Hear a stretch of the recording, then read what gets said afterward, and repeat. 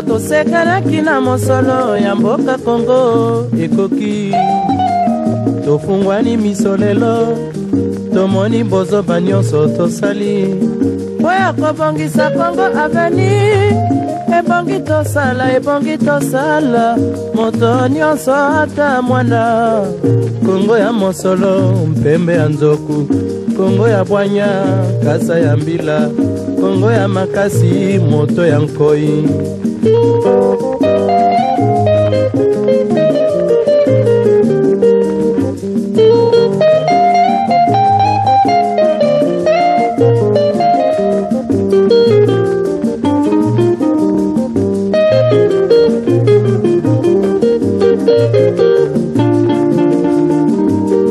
mikolo tosekanaki na mosolo ya mboka Kongo ekoki.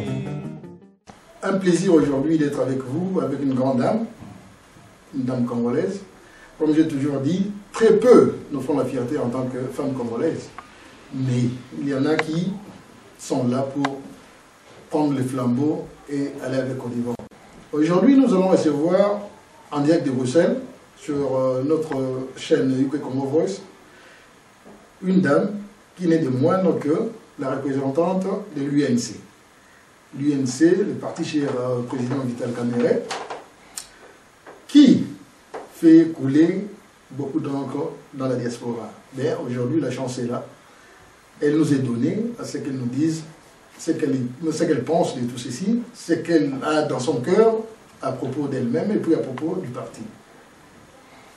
Normalement, la langue française est notre langue internationale parce que nous avons vraiment besoin d'atteindre l'audience de nos amis francophones africains partout dans le monde. Mais, comme il est des natures et des coutumes, si nous devrions aussi parler en lingala, il n'y a pas de problème, selon que nous allons avancer comme nous le faisons pour satisfaire tout le monde. Alors, pour avancer, nous allons d'abord recevoir notre invitée, qui se fera connaître d'elle-même, parce que c'est la première fois que nous l'ayons ici. Alors, maman, bonjour. Bonjour, papa. C'est la première fois que nous vous recevons ici en tant que personne et puis en tant que membre du parti. Est-ce qu'il serait possible de dire à notre population, à notre communauté, qui vous êtes, ce que vous faites? Comme ça, nous vous découvrons avant d'entrer au plus profond de notre mission. D'accord. Je m'appelle Nicole Ntumba-Boatia et mes deux cas m'appellent Coco. Le Coco, c'est le petit nom que mon père m'avait donné depuis que je suis toute petite. C'est mon surnom, on va dire.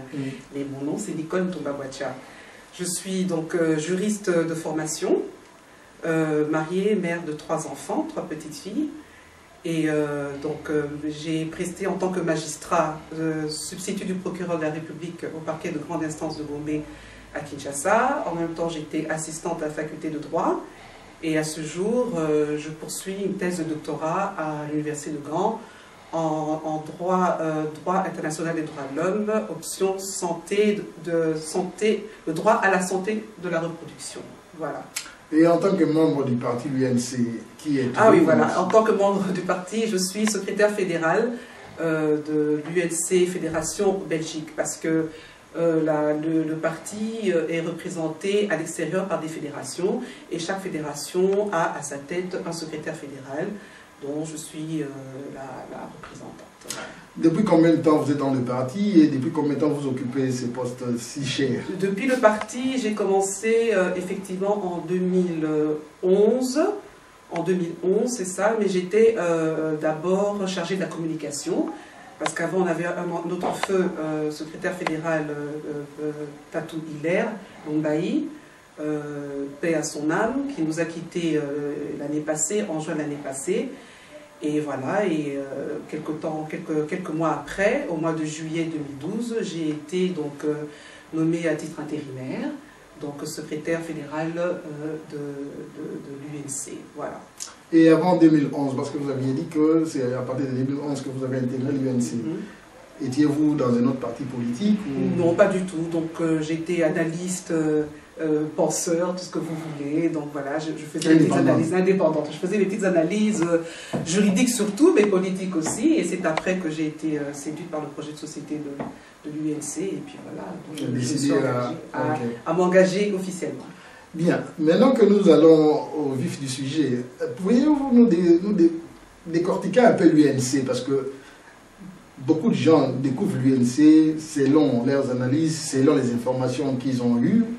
Mais est-ce que vous, en tant que responsable ici dans la diaspora, pourriez-vous nous définir l'UNC, ses objectifs, ses orientations en quelques 2-3 minutes? Donc en fait l'UNC veut dire, l'UNC en sigle, c'est un acronyme de l'Union pour la nation congolaise. C'est un parti politique qui est né à la faveur du départ de M. Vital Kamerhe du PPRD, comme tout le monde le sait. Donc au lendemain de la décision de quitter son ancien parti, il a décidé de créer dans ce parti politique, d'abord en réaction à ceux qui n'allaient pas au sein du PPRD, et puis la décision de vouloir créer autre chose qui se rapprochait plus aux besoins réels de la population. Donc voilà, et l'UNC a comme idéologie la social-démocratie, et qui dit social-démocratie dit que nous aspirons à entrer dans un processus démocratique, mais en remettant l'homme au centre de toutes les activités, au centre de toutes, comment dire, au centre de tous les besoins. C'est-à-dire que l'homme dénué de toutes les antivaleurs qu'on connaît telles qu'aujourd'hui, nous voulons donc l'extirper de ces antivaleurs, le mettre dans une nouvelle société démocratique. Voilà, évidemment c'est dans un cadre idéologique, mais nous espérons qu'avec, en martelant nos idées, que ça pourrait marcher. Nous allons revenir un peu sur l'homme lui-même un peu plus tard, mais l'UNC, en tant que parti politique, a eu de base, comme vous venez de le dire, le PPRDI. L'UNC a été fondé en fonction du PPRD. Si aujourd'hui il y a d'autres orientations, d'autres bases fondamentales, par exemple le social, la publicité, mais qu'est-ce qui fait que les gens continuent à reprocher l'UNC d'avoir des liens avec le PPRD? Est-ce que c'est juste des rumeurs ou c'est des mensonges ou bien des bases bien fondées? Bon, je crois qu'à ce stade, je crois que c'est des rumeurs. Parce que si on connaissait l'individu, même pas l'individu, si on connaissait l'idéologie profonde de l'UNC, je pense qu'à l'heure actuelle, on n'aurait plus besoin de penser que l'UNC est un appendice du PPRD. Pourquoi? Parce que je crois que par les actions que le président Kamerhe mène aujourd'hui, ce n'est pas pour jeter des fleurs à notre parti, mais je crois que c'est parmi les Congolais convaincus qui se mouillent et qui veut vraiment changer les choses. C'est-à-dire, il prend des initiatives, il s'est rabaissé profondément, il a fait un examen de conscience par rapport au choix précédent qu'il avait fait. Et puis il s'est dit qu'à un moment donné, bon, ça suffit. Je crois que j'étais, enfin, je parle de lui, hein, donc je crois que j'étais dans le mauvais camp et je crois qu'il est temps de rectifier les choses en faisant une introspection, en demandant, en faisant un mea culpa et en fondant ce parti politique. Je m'explique. Vous vous souvenez que quand il y a eu cette crise qui a précipité son départ, c'est parce qu'il avait crié haut et fort qu'il avait dénoncé, quand il était encore président du Perchoir, en tant que président du Parlement, en disant qu'il n'était pas au courant de l'entrée des troupes rwandaises et que si c'était le cas, que ça ne pouvait pas se faire. En tant que chef d'une institution, il devrait être au courant. Qu'est-ce qui s'est passé? Le président Kabila lui a dit qu'il n'a pas le droit d'aller dans les médias et dire des choses comme ça. Il devrait faire un démenti, dire qu'il ne peut pas dire ça. Il doit être en conformité avec les idéaux des institutions. Il a dit non, pas question. Il a dit tu démissionnes. Il a dit non, je ne démissionnerai pas parce que vous, M. Kabila, ce n'est pas vous qui m'avez mis là, c'est le peuple. Et j'ajoute que M. Kamerhe a quand même fait 100 000 voix à cette époque-là. C'était le premier de toute la République en 2006 à avoir eu plus de voix. Donc c'était quelqu'un qui était véritablement quelqu'un du peuple. Alors qu'est-ce qu'il a fait? Il a dit non, je ne quitte pas, vous ne pouvez pas me faire partir, c'est moi qui partirai. Et vous avez vu, il y a eu 58 ou 59 jours de crise comme ça. Il a dit que j'attendrai la rentrée parlementaire pour pouvoir officiellement donner ma démission, non pas devant vous, M. Kabila, mais devant le peuple représenté par les parlementaires. Et c'est ainsi que quand il est parti, donc déjà quand il était dans la traversée du désert, il y avait déjà une petite idée qui germait autour de lui, faire un petit cercle de réflexion des choses politiques, et c'est après que l'idée de l'UNC a commencé à mûrir. Mais j'ajouterais qu'il n'est pas parti seul. Quand il a commencé à mûrir cette idée de l'UNC, 17 parlementaires ont pris la décision de partir avec lui. Claudel Loubaya, Alain Baya, il y a beaucoup de gens monsieur Bertrand et Jean-Bertrand Ewanga, qui est notre secrétaire général, ils ont pris la décision de quitter fermement le bateau et partir en laissant tomber tous les avantages. Parce que, Yomo Koyebi, il a pas le contaminé à la Yomo Koyebi, que les Arabes passent à faire le contrôle, les Arabes passent pour Otika. Les Arabes passent $7 000. Voilà. Donc, ce qui, quand même, décision Otika de l'Okwana, c'est que vraiment, ils étaient fermement convaincus du combat qu'ils avaient mené. Il me revient en mémoire quelque chose, parce que parlant de cette trahison, parce qu'il faut le dire ainsi, c'est une trahison que de faire montrer des troupes étrangères dans un pays autonome. Mais j'ai eu à avoir une interview avec M. Guy Zenga, qui était aussi un de membres du Parlement du parti PALO. Il était à l'époque parmi les responsables de la finance du Parlement au sein du PALO.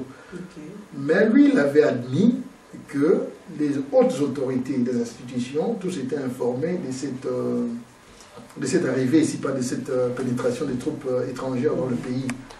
Il semblerait qu'ils en avaient parlé. Peut-être c'est ce qui a poussé que M. Kamere parte, parce que peut-être qu'il a donné un avis contraire, mais il semblerait qu'ils étaient informés.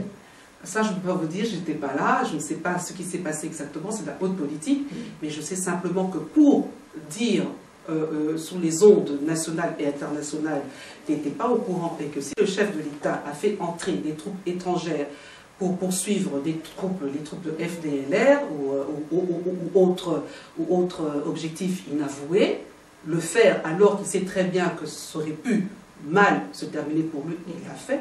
Je crois qu'il a pris son courage en main et il l'a fait. Donc même si à ce niveau-là ils étaient au courant, mais le fait qu'il ait dénoncé que la constitution, la procédure n'a pas été respectée, et que lui, en tant que chef d'une institution, c'était quand même la deuxième personnalité du pays, après le président de la République, quand le président est empêché, je crois que ça a tout dit. Et vous avez vu que la réaction ne s'est pas fait attendre. On lui a dit, mais comment tu peux, toi, aller dire quelque chose qui soit à l'encontre de la politique du gouvernement? Il a dit non, mais je n'étais pas au courant. Vous faites des choses, vous ne me dites pas. Et quand bien même vous ferez, la moindre des choses, c'est de m'avertir. Appelez-moi. Vous me dites rien. Ben moi, je prends mes responsabilités, je dis ce que je pense. Et j'assume. Et il a assumé jusqu'au bout. Ok. Parlons maintenant de l'homme lui-même, parce qu'on entre dans le vif du sujet de sa personne. Qui est M. Vital Kamere? Si vous pourriez nous donner une idée de ses origines, parce qu'elles sont souvent contestées aussi. Si vous connaissez ses racines, ses bases. Ici, moi, je m'étonne simplement d'une chose. Pour être candidat, pour être membre du Parlement, la Constitution est claire, on dit qu'il faut être congolais, n'est-ce pas? Qu'aujourd'hui, on sait très bien. Je n'entre pas dans ces détails-là. Mais c'est bizarre, c'est quand même bizarre qu'en 2006, quand Kamere est devenu parlementaire, le problème de sa nationalité ne s'est pas posé. Il a fallu qu'il quitte le PPRD, il a fallu qu'il quitte l'autre camp pour que soudain il soit rwandais, ou qu'il soit burundais, ou whatever. Mais vraiment, je m'étonne qu'aujourd'hui, on puisse revenir constamment sur ses origines. Pour ceux qui le connaissent, vous pouvez demander à Jean-Lucien Boussa, du MLC, vous pouvez demander à tous ces grands frères du campus, parce que je répète que Vital Kamere était parmi nos grands frères au campus de Kinshasa. Eux, ils étaient en économie, nous étions en droit. C'est vrai que tout ça, l'équipe, les bons Yaya, tout ça, la bango. À aucun moment, il s'est passé un problème de Rwandais ou je ne sais trop quoi. Donc c'est quand même bizarre, curieux qu'aujourd'hui, le Bakaza, Burundais, Tanzanien ou Cambodgien, je n'en sais rien. Même parce que les Congolais, disent que à l'époque, Bissot de Banda occupé était tellement hospitalité, les réunions Congolais, faire allusion à la nationalité, c'était vraiment pas de notre culture. Et à moi, peut-être ne faisait pas attention. Et que maintenant, étant donné cet éveil de fierté de l'identité congolaise, alors on voudrait vraiment savoir qui est qui à la place où se trouve Mais alors, je peux vous dire que M. Kamer est véritablement congolais. Nous sommes, si vous voulez que j'ai le réflexe du juriste, il y a le certificat de nationalité qui fait foi. Et nous comptons sur ça. Et moi, je crois que M. Kamer peut certifier par cet acte ce certificat de nationalité ou cet acte de naissance qu'il est bien congolais. Donc pour moi, ce n'est même pas un problème. Ce n'est pas un débat. Ce n'est pas un débat, ce n'est vraiment pas un débat, c'est un Congolais. Non seulement c'est un Congolais, mais en plus de ça, son père, qui était dans l'administration, il a attamoulé la province Nyonso. M. Kamer parle toutes les langues. Vous me direz, bon, évidemment, on peut parler toutes les langues, ça fait pas de... Non, mais je veux dire qu'il y a... Je ne dirais pas qu'il n'y a pas plus congolais que lui, mais c'est quelqu'un qui adore son pays et qu'en tant qu'individu qui parle Chiluba, Swahili, Kikongo, l'autre c'est quoi, Lingala, je crois qu'il se sent partout chez lui. C'est un Congolais. Le problème ne se pose même pas. Aza Congolais, nous confirmons. Bien. On nous reproche souvent d'être de connivence avec Joseph. Quelles sont ses vraies relations avec Joseph actuellement? Il n'a aucun contact avec Joseph Kabila. Ça, je peux vous le dire sincèrement. Pourquoi? Parce que nous qui avons la chance d'être avec lui de temps en temps, par téléphone, par d'autres moyens, il n'a aucun contact avec lui. Pourquoi? Parce que aussi longtemps que Joseph Kabila ne montre pas des signes d'ouverture pour rétablir la cohésion nationale, pour rétablir cette légitimité nationale, et ça va passer. Donc il n'a pas de contact comme ça, que Baye Kobukaye ou bien la Koundoulé Balobaka na Molili, ça quelque chose, ça se serait su. Ça se serait su déjà entre eux-mêmes. Il y aurait sûrement quelqu'un qui aurait déjà un garantie qu'un disque. Je peux vous garantir qu'il n'y a aucun contact. Bien au contraire, le divorce est réellement consommé. Et vous savez que quand l'amour et la haine, c'est à côté. Hein. Tout comme il a adulé. Il ne peut pas le nier. On ne peut pas le nier. Il a adulé, il a cru en ce mouvement, bien au départ. Que ça soit un mouvement, que ça soit un sentiment, comme ou bien un sentiment qui voulait servir le pays, il y a cru, mais à un moment donné, il s'est dit que c'est pas possible. Où est-ce que je suis en train d'aller? Surtout, l'existence d'un gouvernement parallèle. C'est un mot des moments qui m'a calmé. Beaucoup décidé bouillir. Ah, papa Jean-Guy Tozawana, Gana Yoto Osana Bokona Mboka. Nous autres, ayo na butu, ok, na babisusu, na batumisusu, mon sali, mais surtout qui n'a tongo que voilà. Décision changée. Décision changée, en fait, petit à petit, il y a eu beaucoup d'accumulation de ce genre de frustration qui ont fait que ça ne pouvait plus continuer. Et je crois que même cette déclaration qu'il avait faite en disant que je n'étais pas au courant que le Rwandais était entré, était en fait le pied à l'étrier qu'on lui mettait pour lui donner le courage pour la décision ferme que nous avons faite. Mais bon, bah, reproche à Gaye Mingi d'avoir fomenté, s'il faut dire, le personnage de Joseph. Et d'ailleurs, on a le Moutami Makama qui a Bundagate, tout ça. C'était lui, au fait, le formateur. Connaissait-il la vraie vérité de l'imposture de Joseph qu'on reproche aujourd'hui, ou ne la connaissait-il pas? Ou parce que c'était des circonstances du temps, il a joué à ces jeux-là, ou bien... À cette question, je ne saurais pas vous répondre. Je sais simplement qu'à cette époque-là, Azak et la famille, la famille politique bien de Philippe Eperdé, et qu'il jouait son rôle en tant que mobilisateur, en tant que propagandiste, je ne sais pas quoi vous dire. Il était dans son rôle et il devait tout faire pour pouvoir porter leur candidat aux hautes sphères. Mais bon, voilà, il a fait des choix peut-être malheureux aujourd'hui et il ne peut pas dire qu'il ne l'a pas fait puisque écrit Zana et Mokolobi et Zawana, ce sont des choses qu'il a su. Azamutu, il a fait son introspection. Yemokali pour la Nini a décidé à Longwa Batoana. Mais vous dire qu'il est encore en connivence avec lui, je répète, non. Le divorce est réellement consommé. Bien. Alors pourquoi, s'il en est ainsi, il est populaire au pays, mais dans la diaspora, on continue toujours à le nier, s'il faut le dire ainsi. Si pas bon, il y a quelques-uns aussi dans la diaspora qui l'aiment vraiment bien. Il m'aime beaucoup, mais la majorité dans la diaspora essaye de ne pas vraiment l'accepter. Mais parce que dans la diaspora, nous restons très collés nous restons très collés et à la souffrance de ce qui se passe. Et je peux comprendre. Nous vivons la réalité de loin, ça fait très très mal. Et penser qu'il y a eu des hommes politiques qui ont été mêlés de près ou de loin à la fabrication de Joseph Kabila, ça ne passe pas. C'est comme si on avait un os dans le cou. Je peux comprendre cette réaction, mais aussi, on ne peut pas non plus rester buggé sur une situation X dans un temps donné. Il va falloir évoluer parce que cet homme-là, à qui on jette des pierres ici dans la diaspora, a démontré, a su démontrer, en tout cas il essaie de montrer qu'il a changé de camp par les actions. Il a quand même, sur terrain, il essaie quand même de faire de son mieux pour montrer que l'intérêt du peuple, c'est ce qu'il apporte aujourd'hui. Et qu'à un moment, vous dites que voilà, d'ailleurs,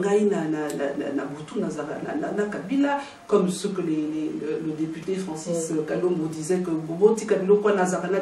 mais comment vous pouvez, même si il savait être un espion, espion à Zawana, Toba, États-Unis, l'URSS au plus fort de la guerre froide, l'URSS à l'Obana, États-Unis, Tala, Papa Jean-Guy, Yewana, Motobuso Yewana, Bokeba, et ça l'a raté. Donc, c'est un faux problème. Je crois vraiment que la diaspora, nous devons faire un effort. Parce que nous tous ici, nous sommes avec l'UNC. Pourquoi ? Vous pensez que c'est du jour au lendemain qu'on a pris la décision pour les beaux yeux du président Vital ou non? C'est simplement parce qu'on s'est dit qu'avec du recul, on s'est dit bon, ok, on a vu ce qu'il a fait, le livre, etc. Mais tiens, mais c'est pas con ce qu'il dit, ce n'est pas idiot ce qu'il dit. Et puis c'est quelqu'un qui connaît l'affaire. Parce qu'il a participé à beaucoup de choses. Il a participé à plusieurs accords de Lusaka jusqu'à ce jour. Il a quand même, il fédère quand même, il a quand même un petit quelque chose de plus qui peut nous éviter les pièges de pouvoir, parce qu'il était de l'autre côté. L'avantage d'avoir été de l'autre côté, et maintenant il est de l'autre bord. Donc je crois que c'est quelqu'un qu'on aurait plus à garder de son côté qu'à vilipender. Bon, s'il y avait un message direct par rapport à la diaspora, parmi ceux qui les contestent encore, en quelques mots, qu'est-ce que vous pourriez dire? Moi j'ai dit qu'il ne faut pas Kubanga. Il ne faut pas Kubanga dans le sens où action, il y a Vital Kamerhe, action beaucoup sincère. Action beaucoup sincère, et que par ses actions, jugez-les par ses actions, par ce qu'il fait concrètement, et non pas par l'individu. Parce que l'individu, il ne s'appartient même plus. Il appartient à cette nation-là.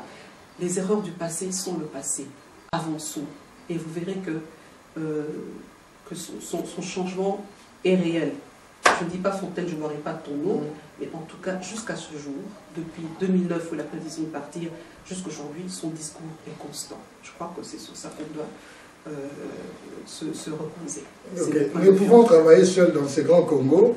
Il y a d'autres leaders politiques au sein même du pays et d'autres dans la diaspora. Quelles sont les relations de Vital Kamerhe et du l'UNC aussi avec les autres leaders et les autres partis politiques? En tout cas, elles sont bonnes pour le MLC. Déjà nous, au niveau de la diaspora, avec le docteur Jean-Jacques Bongani, nous avons de très bonnes relations.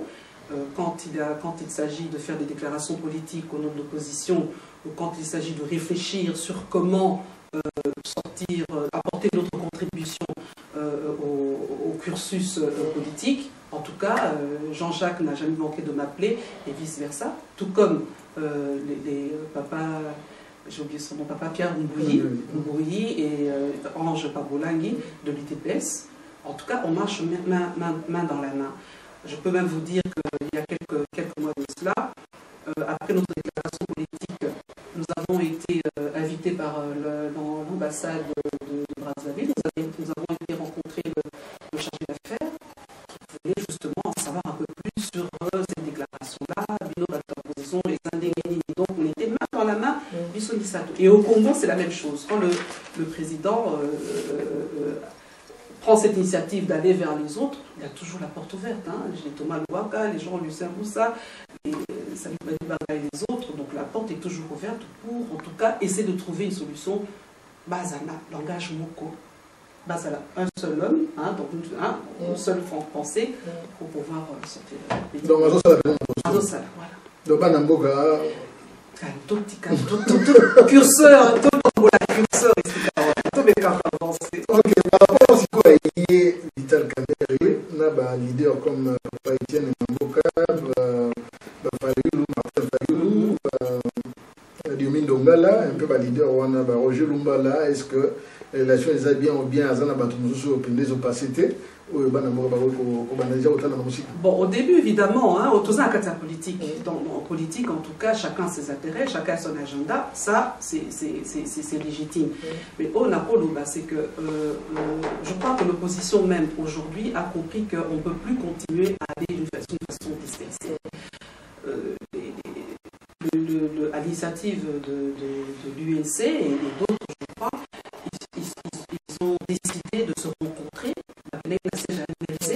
pour avec comme je dis engagement ensemble, et ça a tendance à aller. On a vu les images et ils sont sortis de là avec une seule et même parole, même si on sait très bien que Bilo connaît Zaka fragile, mais au moins que moi espoir Wana Ezala que enfin on va aller se retrouver en face du pouvoir uni.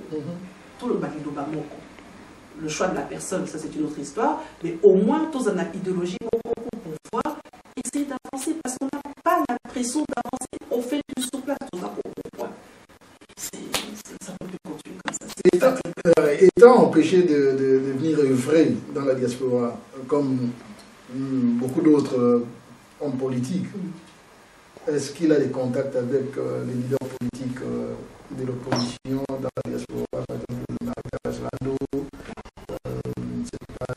comme le général Faustin Mounene, Etienne Kabila Taratibou en Afrique du Sud? Est-ce qu'il a des contacts, même au téléphone ou... Ça, je ne peux pas vous dire, donc ça, c'est pas à mon niveau. Moi, je suis que représentante fédérale. Parce que pendant dans la diaspora, ils ne se déplacent pas. Mais s'il faut, parce que ces leaders-là aussi, ils font quand même une voix pour le futur du Congo. Donc, oui, s'ils le font, alors c'est dans la direction politique nationale qui décide ça. Moi, à mon niveau, je ne peux pas vous donner une réponse dont je n'ai pas réellement là, c'est vraiment la diaspora, autorisation publique comme ça. Si un jour il faudrait, parce que Naboui va non, c'est un bon que ceux qui moyens sont tous les tous ils ont connu, mais ils ont monté maintenant. Et pas la montée, il y a Vital. Mais après, ça vient pour les il y a ça. Il y a lobby qu'on a d'abord pour les mais n'a pas d'enjoyer. Il n'y a pas de problème. La thèse. Mais non, diaspora est matata, d'accord. Mais diaspora, on a nous avons les irréductibles, et nous avons les plus modérés, nous avons les plus tendance sur ces alliés. Mais comme on a l'édition que de plus en plus, même aux les figures ont tendance aussi à quitter ça par les actions qui se font sur place. Donc je ne pense pas que... Donc l'action est totale à Total action, dans la zone assistée, total action avec grand A. Parce que sinon nous tous on a de quoi sur la pêcheur, on a beaucoup de choses sur la conscience. On dit nanouté. Voilà. On s'arrête là. Ok, en tout cas c'est intéressant. Bien. En tant que UNC, bon, maintenant que nous reprochons un peu les institutions de la RDC, bon, surtout Yemoko, au créneau, mais la position par exemple de prisonniers politiques encore au pays, parce que c'est un des points aussi qui fait que l'opposition existe, parce que ce réseau qui existait, mais pas pour étouffer, il y a des opposants. On reproche souvent à Vital que non, parmi les opposants qui se déplacent, il est un des privilégiés, si pas un parmi les privilégiés. Donc on a pas le rappel qu'il sera suspect, mais les autres sont en prison. Alors, que fait l'UNC ou que pourrait faire l'UNC?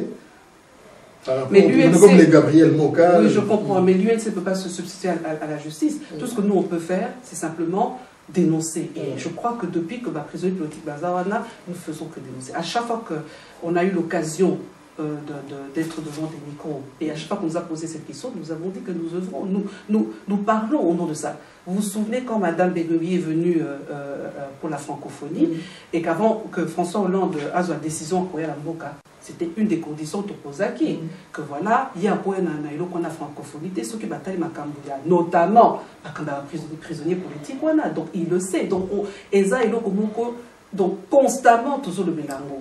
Mais qu'est-ce que vous voulez? La justice est ce qu'elle est. Notre justice est ce qu'elle est. Et on sait très bien que prisonnier, non seulement prisonnier politique, mais parfois arrêté de manière arbitraire. On les a bêlés. Moi, je suis juriste, j'étais magistrat, donc je sais de quoi je vous parle. J'étais de la maison.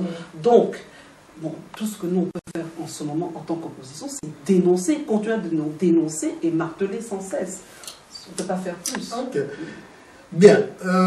Selon nos informations, les origines des Vitales seraient de l'Est, du Kivu. C'est là où il y a vraiment le plus de problèmes de la RDC, pour des raisons diverses. Mais nous allons un peu parler de la situation d'abord des viols des femmes, des crimes et des massacres. Bien. Si nous revenons un peu 2-3 pas en arrière, on dirait encore que, étant été de l'Est, il a contribué à la destruction de l'Est. Aujourd'hui, c'est vrai qu'il est sorti, j'ai suivi, il a dit, l'UNC ferait la priorité de la défense des femmes. Tout à fait. Que pourriez-vous nous dire un peu de la situation de l'Est par rapport à ces 3 points et surtout l'arrivée aussi la montée de l'UN23 par rapport à la situation de l'Est. Bon, déjà pour les femmes, c'est une situation dramatique. Déjà moi en tant que femme, je ressens ça dans ma chair.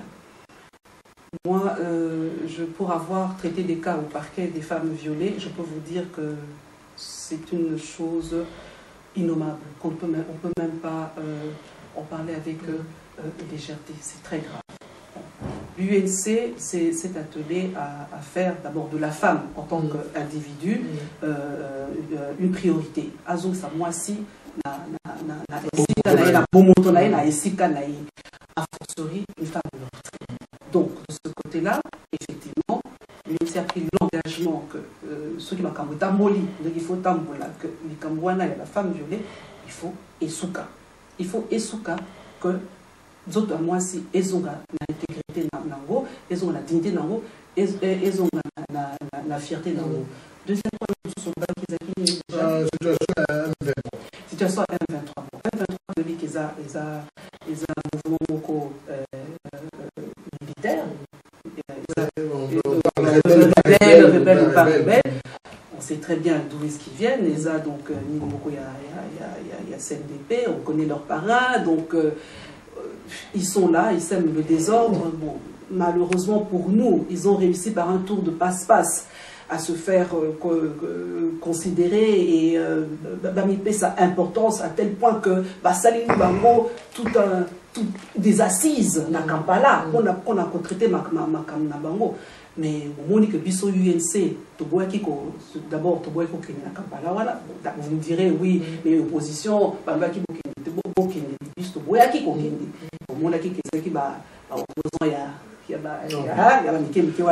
dit Jean-Jacques Mbonga, fictif, voilà.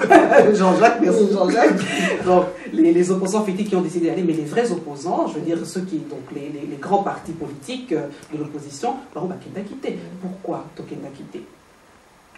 Parce que d'abord, on ne peut pas aller dans un pays qui a été cité dans un rapport de l'ONU en tant qu'agresseur et complice. Et puis, de deux, pourquoi aller au Zoom, on a déjà la mise que montagne, on est quoi, accouché d'une souris. Et en fait, il y a souris, il y a botamité. Il y a botamité. Et là, on a réseau salamate. Donc, il n'y a pas de raison. M23 pour la biso, Tolobic, et ça, mouvement Moko, et ça, c'est des âmes que à chaque fois, il y a cette recrudescence de mouvements rebelles, les âmes armées, mais on cherche aussi, excusez-moi, dans notre laboratoire, il y a la réflexion UNC, trouver des moyens pour tous ceux qui savaient comment la rébellion, on a tout le temps à tort et à travers. Mais on a regretté, M23, c'est quoi? C'est que on sait très bien que les parrains rwandais, mais ils ont réussi toujours par un tour de passe-passe à congoliser l'affaire. À congoliser. Parce que Roger Mbala, le système au sein même du pays. Voilà, exactement. Mais oui, pour le Rwandais, comment est-ce que Yo Lobby, les mouvements sont soutenus par les Rwandais? Et voilà, il y a certains Congolais qui se sentent comme investis d'une mission en disant que non, Kabila doit partir par les armes, Bissot doit rejoindre le mouvement Wana. C'est bien, c'est votre façon de penser, mais beaucoup qui étaient dans un mouvement où ils sont soutenus par des ennemis qui veulent visiblement démembrer notre pays. Bien. Parlons un peu de M23 encore. Là, il semblerait qu'il y aurait des placements de négociations vers le Congo-Brazzaville.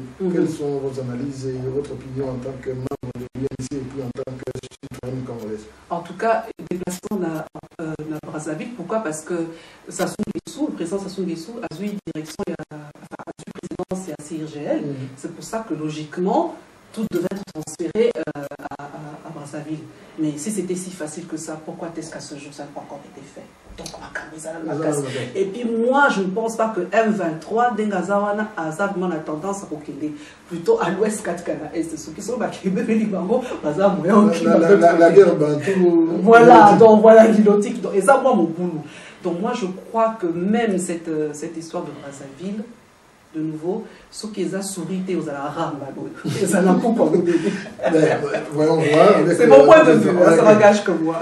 Mais en tant que juriste, comment se fait-il que, bon, j'ai suivi une fois George Bush, le fils, en tant que président, a dit, une femme, c'est pas les faits, enfin, les génocides, voilà ses propres termes. Les génocides, c'est pas les faits seulement de tuer, de violer beaucoup de femmes, mais en une femme, le fait d'être violée, en elle, c'est un génocide parce que tout est parti en elle. Donc on crie haut, partout dans le monde, le viol. Mais il a fallu longtemps pour les Congos de faire commettre ces crimes qui sont odieux. Et d'ailleurs, en ces jours, l'air où PPAM 23 hier, d'un coup, ça s'est tué. Jusqu'à aujourd'hui, même la presse internationale n'en parle plus. Pourquoi cette injustice? Question aux Omitunawana, Papa Jean-Louis, pourquoi est-ce qu'on n'arrive pas à porter plus que ça notre voix à l'extérieur? Je n'ai jamais compris ce phénomène. Je ne peux pas répondre à votre question parce que nous avons la réponse à la question. Pourquoi est-ce qu'on a affaire à Mali, par exemple, directement? Donc le France, les Belges, ils sont descendus, ils ont aidé les Maliens, même si aujourd'hui ça s'empêtre un peu, mais au moins on a vu la réaction immédiate. Mais pourquoi on a vu ce aura toujours tant? La femme est meurtrie, blessée. Bana, Bamama, Bakoko, meurtrie, blessée dans leur âme, dans leur corps, dans leur chair. Au début, il y a eu un mouvement de compassion. Et même le gouvernement. Même le gouvernement Congo, justement, n'en parle pas plus. Je ne sais pas vous répondre à cette question. Pourquoi qu'est-ce qui nous manque pour porter plus que ça cette problématique des femmes violées? Pourtant, les mouvements existent, les actions existent. Totalement liées à Bruxelles. Donc, pourquoi ça ne va pas plus? C'est comme si ils ont empêché Bissot, ou bien c'est les forces occultes, il y a des puissances, ou bien la puissance étrangère, les absolument avoir la main mise sur notre territoire, que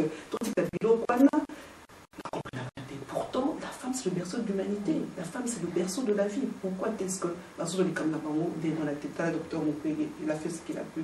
Au moins, il y a eu des décisions à Zoginamboka. L'association où ils ont soutenu, ils ont pris Nobel de la paix la prochaine fois. Mais il faut pression et continuer pour que la femme...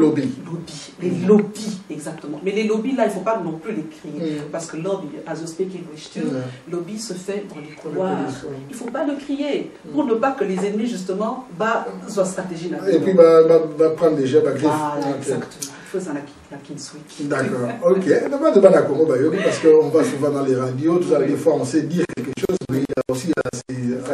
Je crois que conseil qui droit bien. Parlons maintenant de l'UNC en tant que parti politique. Je crois qu'il y a quand même quelques représentants au sein des institutions comme le Parlement, le Sénat. Tout à fait. Mais l'UNC essaye de condamner l'impunité dans le pays. Qu'est-ce qui fait que l'UNC fasse partie de ces institutions tout en les critiquant? Et les Congolais disent que normalement il fallait battre Kenete, surtout avec l'appel à M. Etienne Tshisekedi. Pourquoi Bin Bokene?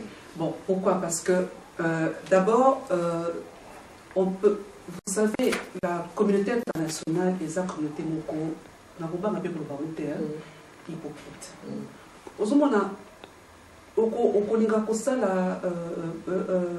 un mouvement politique, enfin des actions politiques, sans avoir un mandat, ça n'aura pas écho. Si l'UNC ou bien les autres partis politiques qui siègent, de l'opposition, qui siègent au Parlement, veulent porter une action réelle, et s'ils veulent être entendus par certains pays de la communauté internationale, il vaut mieux qu'ils aient une étiquette, d'une institution officielle au Bayokama. Parce que sinon ça reste dans les couloirs, sinon ça reste l'Ibata Boyo au Kotate, Yozana, parlementaire. Bon, il y a sur mes parlementaires, il y a ça, Nzeta Lidame. Non, ok, il faut ça parlementaire. Oui, voilà. Et ça, moi, pas si pour Bayokama. C'est pour ça qu'il faut quand même, à contre-cœur, prendre, faire fortune bon cœur, prendre sur soi, accepter d'aller, même si c'est avaler la clinique pour soigner la exactement, mais au moins, na badge wana, au koyo kende, ok, au koti, au lobby, ok, kolobela, la bamindele wana, que voilà, vous faites ça, parce que le blanc, quand il te demande, oui, mais vous venez sans en tant que qui? En tant que membre parlementaire de l'opposition siégeant. Voilà, exactement. Donc je crois que les Congolais et Congolaises ont suivi cette explication bien. Donc quand tu connais le Komoko, qui défrait un peu la chronique de l'actualité congolaise, les traités de Nice. Oh mon Dieu. Nous avons la chance de vous avoir en tant que juriste. Est-ce qu'il serait d'abord possible, même la Lingala, jouer dans le monde, parce que Batunio sauté, jouer comme Koyuko jouer Nango, s'il y a moyen de nous expliquer d'abord juridiquement les traités, c'est quoi, et comment les traités de Nice a été peut-être conçu, et si vraiment il fallait vraiment de ça. Un traité d'abord au sens juridique du terme, pour un traité juridiquement, ils ont donc engagement beaucoup, Oyo, État, à Salina État Moussousou, donc Vandi, Balobi, bon. Tout comme on a papier, yo état X au Salaboïna, état Y au Salaboïna, il a été convenu ce qui suit pas. Article 2, n'a c'est tout signé. Mais pour les ont caractère à traiter, pour bien traiter, il faut un état. Et état, c'est quoi? C'est une entité juridique. Donc, comme un pays. Oui, comme un pays, où ils ont un pouvoir comme RDC, et puis, bateau, bazo signé traité en Belgique. Bateau bazo signé wana baza muni d'un pouvoir oyo gouvernement na bango epesi bango. C'est un point très important pour ce qu'on appelle les pays potentiaires, on a le droit à la possible traité wana. Alors pourquoi appelle-t-on les traités de Nice? C'est ça, c'est abusif. Et ça abusif parce que bien dans votre traité pour la éviter. Peut-être que ça fait beau, ça fait gros, ça fait important, ça fait sérieux. Exactement comme nous aimons. Voilà. Donc ça fait beau, ça fait sérieux. Donc pour revenir sérieusement à ça, donc c'est pour ça que le traité. Mais le mot traité est utilisé abusivement. Donc on parle au Bengango, convention ou bien agreement, proposition d'accord ou je ne sais pas voilà donc quelque chose bilatéral entre les sommes balais. Mais on va traiter surtout que il y a véritablement traité il y a un traité au sens international du terme qui existe qu'on appelle le traité de Nice. Qui s'occupe aussi des choses internationales. Donc, écoute ça, amalgame, justement. Mais alors, les acteurs, c'est quand même des gens qui sont avisés. C'est ça. Pourquoi avoir joué à ces jeux-là? Et puis, surtout, à quoi pensait-il vraiment? Moi, je crois, bon, déjà, Bissot en tant que UNC, on est ni de près ni de loin concerné Nango. Mais on a Koloba, c'est que je crois que c'est suite à un ras-le-bol. Excédé que bon quand ils ont tamboulaté qui bon il y a un groupe d'individus qui s'est dit bon biso bientôt mes carabiso bakeko sala bakeko kutana na batu mususu ba lui bon biso bopesa biso mabele oyo aussi c'était bon comme on dit c'était Mateba opesa biso boka wana c'était Mateba en contrepartie to ça c'est bien pour to faire sauter le mal. Bon, et ça choix na bango, et ça façon na bango à raisonner pour trouver, c'était une façon pour eux aussi de trouver une solution au problème. Mais à ce moment-là, est-ce qu'ils ont le droit d'aller engager la RDC, et surtout Koteka portion à territoire alors que yo ozana na yango atidio qui ça biloko. Mais justement, si on reproche par exemple l'homme 23 de revendiquer ceci, CNDP dans le temps de revendiquer ceci, au Mabélé qui même à Joseph même lui reprocher de donner un peu les terres ici et là. Alors si chaque groupe de Congolais quelque part se dit bon, Bissopé Tokineto Mabélé auto négocier entre eux, alors que devenait la RDC? Mais c'est ça le démantèlement dont on parle. Et ça démantèlement. Et pourquoi reprocher le précédent? Par exemple, ce qu'ils l'ont fait avant. M23,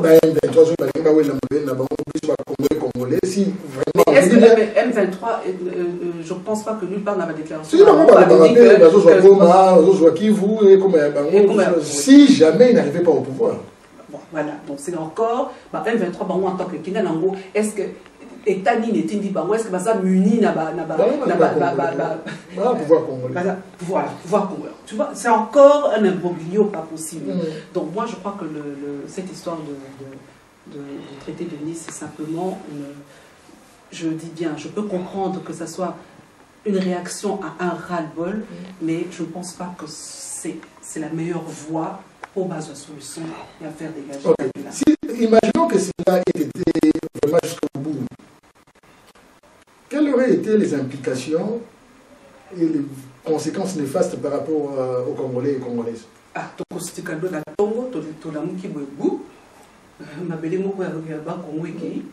Qu'est-ce que vous pouvez faire puisque tout a été engagé, tout a été signé? Et surtout que la partie co-signataire, il y a traité, voilà, la mouille va beaucoup l'avocaté, on a dénoncé un traité au Boussali sans qu'il y ait des avenants en dessous.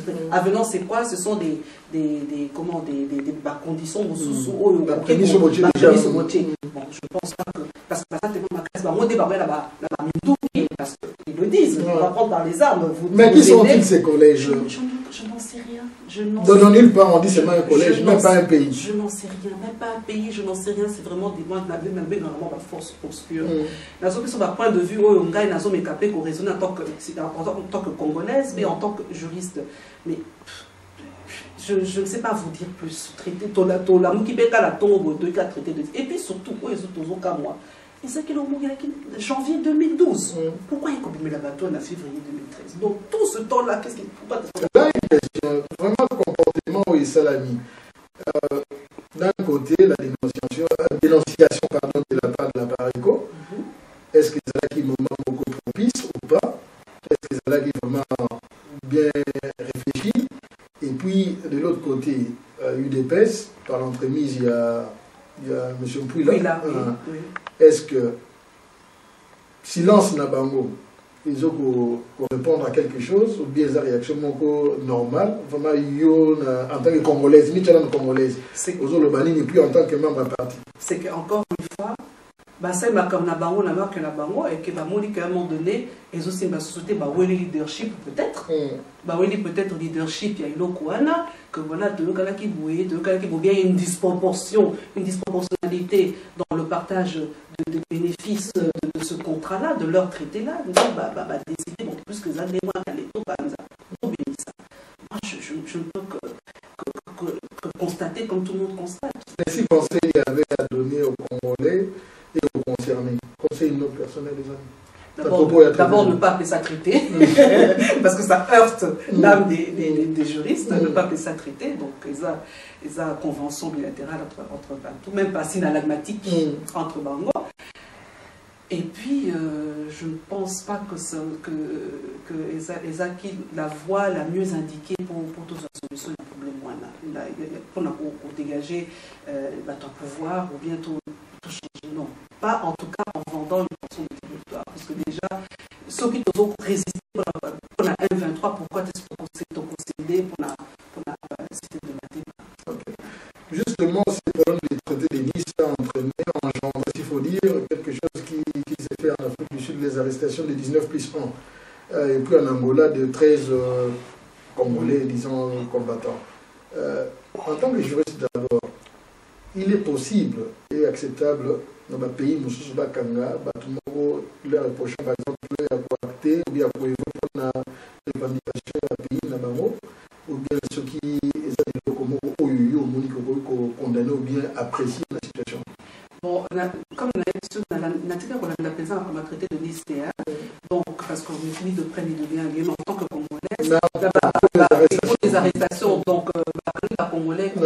Afrique du Sud. Ils ont reproché de trahison. Non, personne, il y a chef de l'État, c'est la coup d'État. C'est un coup d'État. Évidemment, la police sud-africaine et Kangi Bango, bon, on connaît très bien les rapports qu'il y a entre Zuma et Kabila. Donc, probablement que Zaki, coup de main, Zuma a baissé la Kabila pour Kanga Bato, va déstabiliser Kabila. Évidemment, oui. Alors, quant à les extrader, je crois qu'aux autres posés qu'il soit des témoins à l'extradition. Pour pouvoir extrader Batouana, juger Bango Namboka Bisso, il faut d'abord savoir si le RSA, donc Afrique du Sud, l'accord,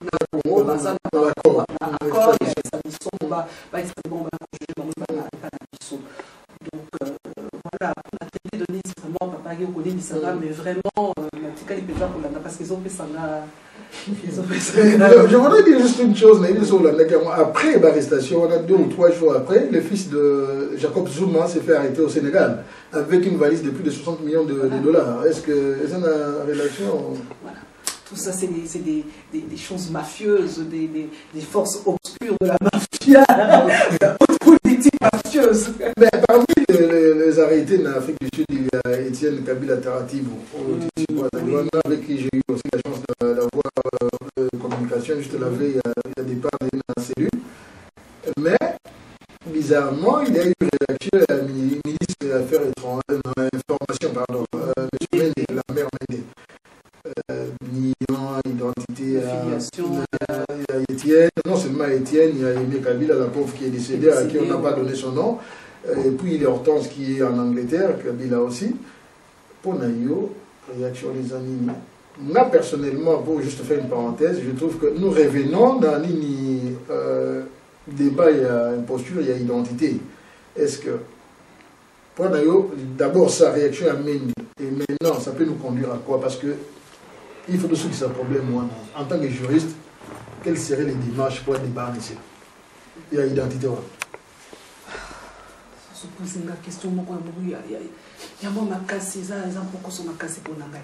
Donc, c'est-à-dire que, Bazo Kabila, Étienne Kabila, on a rappelé la internet que Kabila, Étienne Kabila, il s'était revendiqué d'être le véritable fils, le fils aîné il le dit, bon, on suit ce qu'il dit. Bon, Kangi est parce que il fait partie, il semblerait qu'il ferait partie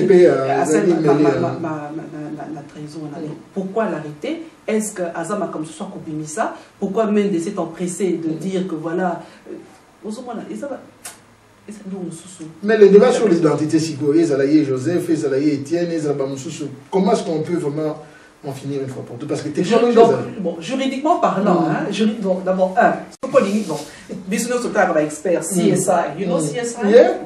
Ou bien on fait des tests ADN qui nous coûteront très cher. On va exhumer le pauvre. Mais les pays ont beaucoup d'argent. Mais voilà, il y a beaucoup d'argent. Il est milliardaire, on fait les tests DNA, ADN. Le pauvre papa Kabila est là, donc son mémorial est là, ça va tester ADN, ce qui est en beauté. Ou bien on se cantonne dans des documents juridiques faisant foi, authentiques, en montrant que non, tel méthode que bon cannabis, en fait, bon. Dans l'ADN, l'INA. Pour l'anga, ils ont DNA. Ils ont ADN pour Katamakangwana. Il y en a qui refusent, il y en a qui acceptent. Il y en a qui, évidemment, c'est ça le problème, c'est que c'est volontaire. On ne peut pas imposer, à moins que le juge puisse ordonner. Les institutions en RDC. Oui, voilà. C'est ça.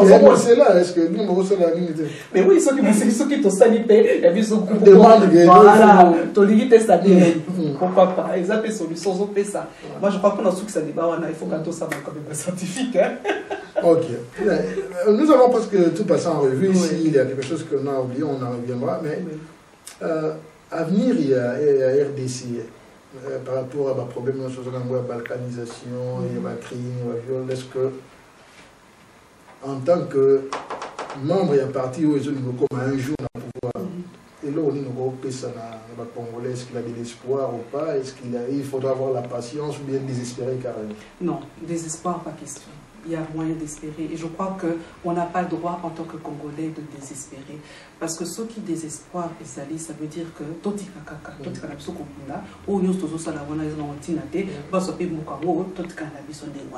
non, l'espoir doit continuer. On sait que la lutte est longue et pénible. Tout le monde a la révolution mingi, il y a 1789, il y a américain, il y a moka mususu, changement et tant mingi. C'est vrai que il faut des sacrifices, parfois humains, parfois idéologiques, bah sacrifices ça va ébélé.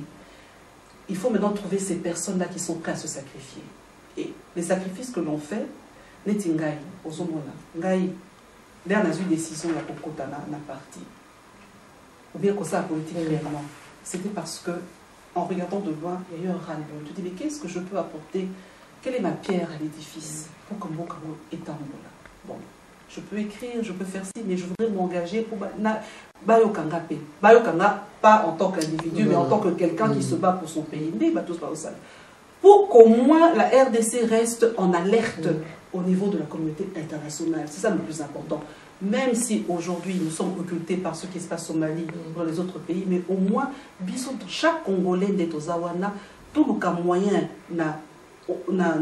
du côté où on est, de s'arranger pour que la RDC soit toujours en éveil, comme la lumière qui est dans mon salon ici par exemple.